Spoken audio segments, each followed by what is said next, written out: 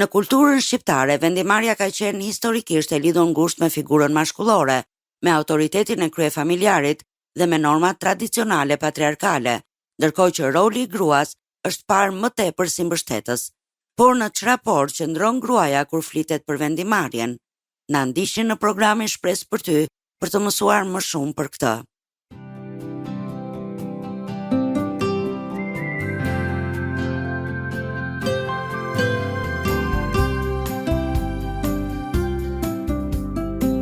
TWR Albania prezanton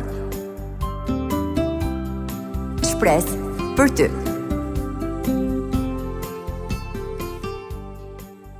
Mikesha të dashura, përshëndetje dhe mirë se vini në programin Shpresë për ty. Unë jam Marta dhe me mua në studio si gjithmonë është edhe Dena. Përshëndetje të gjithave. Ne gjithmonë themi se në fokus të programit ton janë gratë dhe temat që trajtojmë. Janë tema që më tepër u vinë në ndihmë grave dhe inkurajojnë ato me fjalën e Perëndis, Biblën.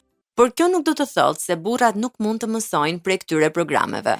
Dhe kjo duhet mbajtur në mendje, Dena, sepse në fund të fundit asnjë burr nuk është i izoluar brenda një sfere, le të themi, ku nuk ka asnjë grua.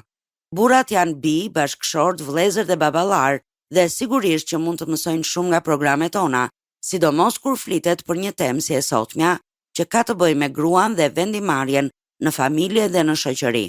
Në fakt, Arta, për shekuj me radh, gruaja është parë më tepër në rolin e kujdestares së familjes dhe ruajtëses së vlerave morale, sesa si aktore aktive në proceset vendimarrëse. Megjithatë, pas këtij perceptimi tradicional, fshihet një realitet më kompleks, ku gruaja shqiptare ka ushtruar ndikim të heshtur, por të fortë në jetën familjare dhe shoqërore. Në familjen tradicionale shqiptare, vendimet e mëdha si martesa, prona, emigrimi apo edhe arsimimi i fëmijëve shpesh janë marrë nga burrat.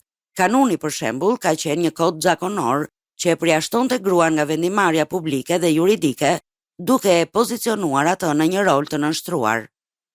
Megjithatë, është e vërtetë që edhe brenda këtij sistemi kufizues, gruaja ka gjetur mënyra për të ndikuar përmes këshillës, urtësisë, durimit dhe rolit të saj edukues.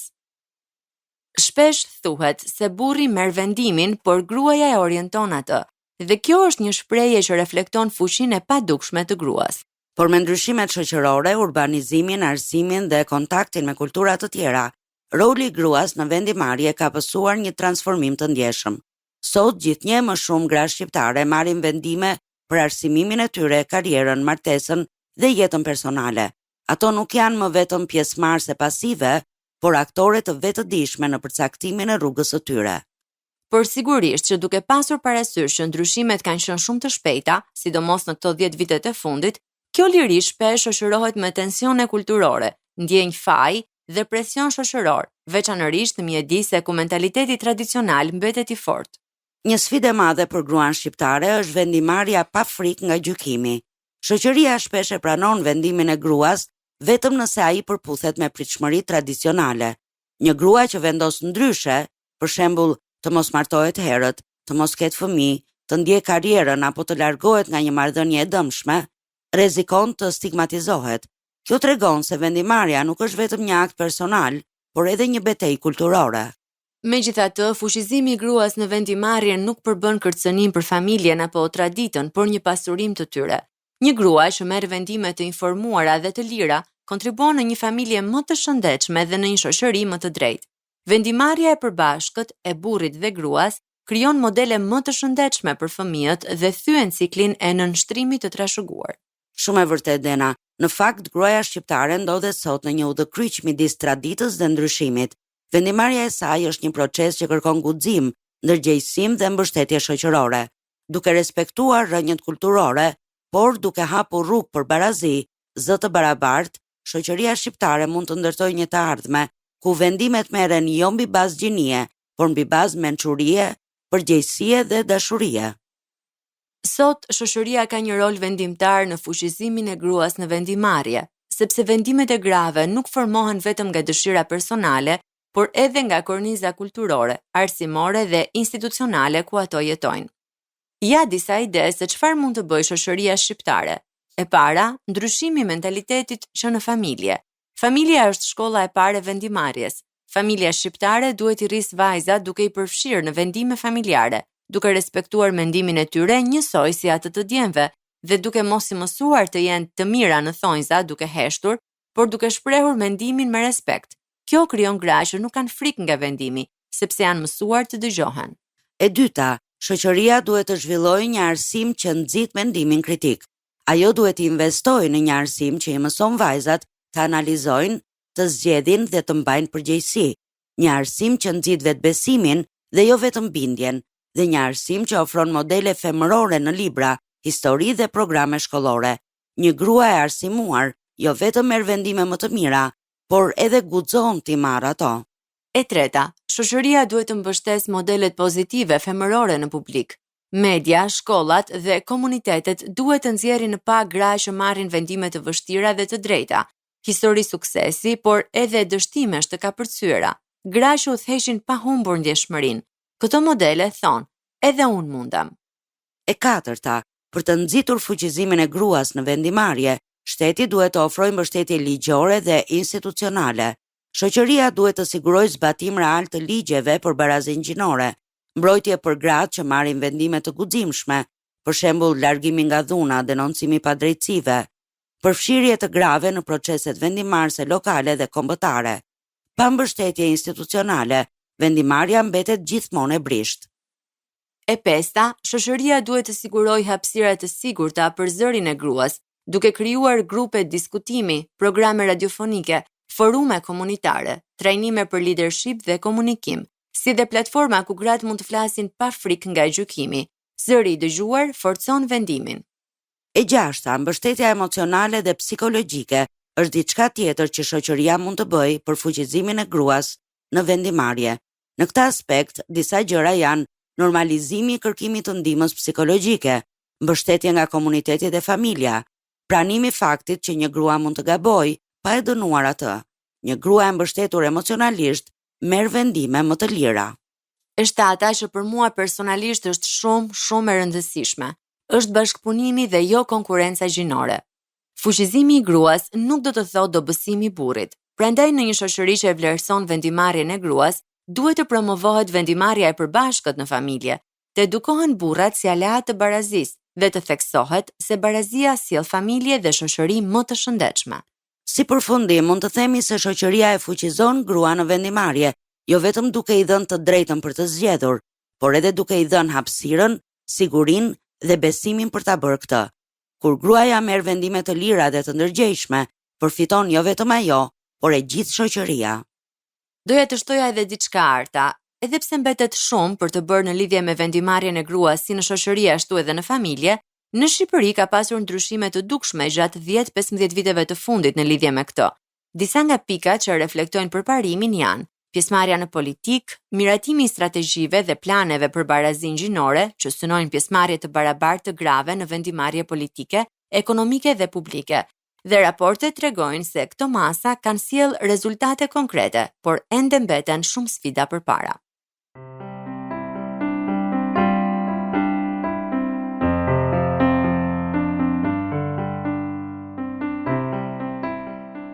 Jemi rikthyer në studio me Kesha të dashura, po ndiqni programin Shpresë për ty.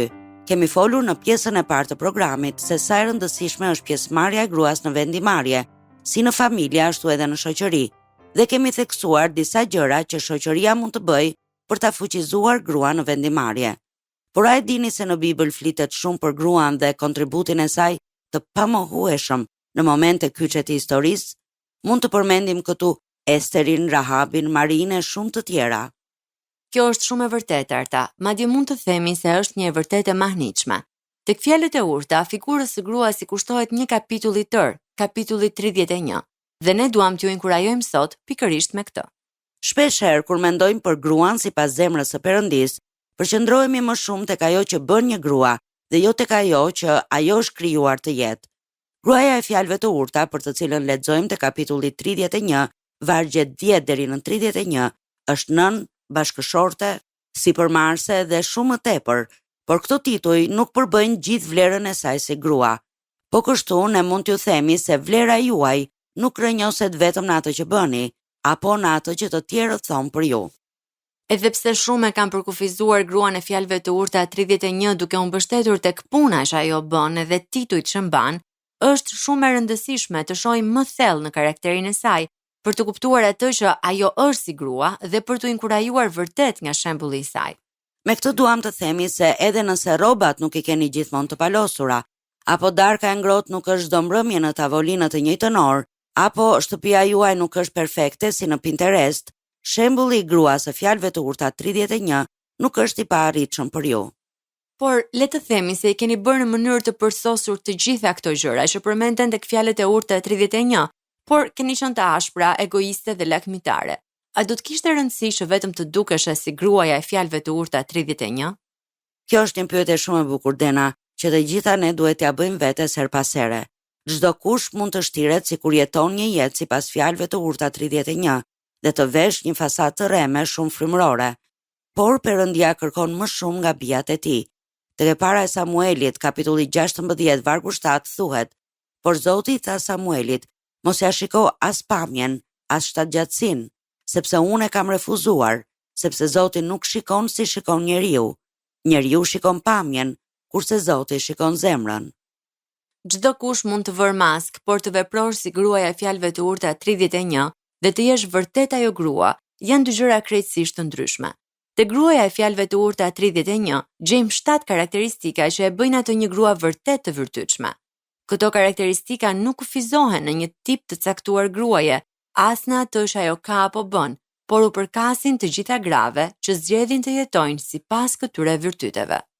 Nëse ndonjëherë jeni ndjerë më pak nga sa jeni, sepse nuk keni qenë ajo anvisa perfekte që mendoni se kërkon feminiliteti biblik dhe që duket se e mishëron gruaja e fjalëve të urta 31, ne shpresojmë që mësimi i këtyre 7 virtyteve t'ju ndihmojë të kuptoni se shembulli i saj nuk është një ideal i paarritshëm për ju. Virtyti i parë është dinjiteti. Fjalët e urta 31 vargu 10 thot: Kush do të gjejë një grua të fortë dhe të virtytshme? Vlera e saj është shumë e madhe nga ajo e margaritarëve. Së pari, gruaja e fjalëve të urta 31 është një grua me dinjitet. Ajo jo vetëm që është e denjë për lavdërim, por e njeh vlerën e saj. Është e rëndësishme që një grua ta njohë vlerën e saj dhe kontributin që sjell në familje, në komunitet dhe në botë. Një grua ose ja shton ose ja pakson vlerën shtëpisë së saj. Por ajo nuk mund t'i shtojë asnjë vlerë shtëpisë nëse më parë nuk kupton se vetë ajo është e çmuar. Virtyti i dytë është durimi. Fjalët e urta 31 vargjet 13 dhe 16 thon: Gjen lesh e li dhe punon me gëzim me duart e veta. Ajo shikon një ardhe e ble, me duart e saj mbjell një vresht. Pra, gruaja e fjalëve të urta 31 është një grua me durim. Shkrimi thot se ajo shikon një ardhe e blen, duke nënkuptuar gatishmërinë e saj për të marrë vendime të mençura me durim. Për çdo gjë të mirë, ja vlen puna e vështirë, por edhe pritja. Jeta e bukur që kjo grua ka ndërtuar nuk ka ndodhur brenda natës, dhe kjo është e vërtet edhe për ju. Gruaja e fjalëve të urta është e palodhur. Fjalët e urta, kapitulli 31, vargu 17 thot: Ngjesh me forcë ijët dhe i bën më të fortë krahët e saj. Ajo është punëtore, por mos e ngaturoni zellin e saj me thjesht të qenit e zënë. Puna e saj është frytdhënëse dhe e bën atë më të fortë. Virtyti i katërt është bujaria. Fjalët e urta, kapitulli 31, vargu 20 thot: I shtrin dorën të varfrit dhe i jep dorën nevojtarit. Gruaja e fjalëve të urta 31 është një grua bujare. Gjithçka që e ka fituar me punë, ajo i jep me zemër të hapur. Ajo është vërtet bekim, duke kërkuar me qëllim të ndihmojë të tjerët. Virtyti i pestë është guximi. Fjalët e urta, kapitulli 31, vargu 25 thot: Forca dhe nderi janë rrobat e saj dhe qesh për ditët që do të vinë. Gruaja e fjalëve të urta 31 është një grua guximtare. Ajo e di se çfarë mund të kontrollojë dhe ja beson Perëndis me guxim atë që nuk mundet. Ajo mund të qesh për të ardhmen, sepse është e sigurt se Perëndia i ka rregulluar hapat e saj. Duke ja besuar të nesërmen Perëndis, ajo gjen paqe për të sotmen. Virtyti i gjashtë është urtësia. Fjalët e urta 31 vargu 26 thot: Hap gojën e saj me dituri dhe mbi gjuhën e saj është ligji i mirësisë. Gruaja e fjalëve të urta 31 është një grua e urtë, me Perëndin si drejtues dhe udhëzues. Ajo ka qartësi në vendimet që merr, në mënyrën si jeton dhe në fjalët që zgjedh. Ajo ndërton me kujdes një jetë sipas Perëndis, të bazuar në të vërtetën e përjetshme dhe jo në shpërqendrimet e përkohshme të kësaj bote. Virtyti i 7 është përkushtimi. Fjalët e urta, kapitulli 31, vargu 30 thot: Hiri është i rrem dhe bukuria është e kot, por gruaja që ka frikë nga Zoti është ajo që do të lëvdohet. Gruaja e fjalëve të urta 31 është një grua e përkushtuar. Ajo nuk lavdërohet nga që është bujare, është një biznesmene e zonja apo nga që kujdeset mirë për shtëpinë e saj. Ajo lavdërohet nga që mbi të gjitha është e përkushtuar ndaj Perëndis, dhe të gjitha virtytet e saj burojnë nga ky përkushtim ndaj Perëndis. Të gjitha këto virtyte, dinjiteti, durimi, të qenit e palodhur, bujaria, guximi, urtësia dhe përkushtimi, përfaqësojnë vlerat e brendshme të një gruaje sipas zemrës së Perëndis. Dhe këto nuk kanë të bëjnë me pamjen e jashtme të një gruaje, por me atë që ajo është në thelb. Ky duhet të jetë mesazhi që ju duhet të mbani gjithmonë në zemrën tuaj, sa herë që ndjeni se nuk keni asnjë vlerë. Mikesha të dashura, tani ka ardhur koha të ndahemi, por duam t'ju kujtojmë se mund ta dëgjoni këtë program, si edhe programet e tjera Shpresë për ty, në YouTube dhe t'i ndani ato me mikeshat tuaja. Mjafton të kërkoni TWR Albania, playlista Shpresë për ty 2026 dhe do të gjeni aty këto programe.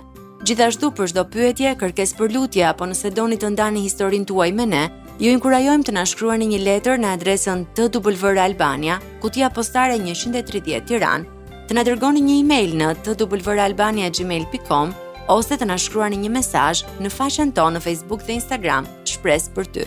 Ne ju urojmë një javë të bekuar dhe mirë dëgjofshim në programin e radhës. Ndoshët programin Shpresë për ty.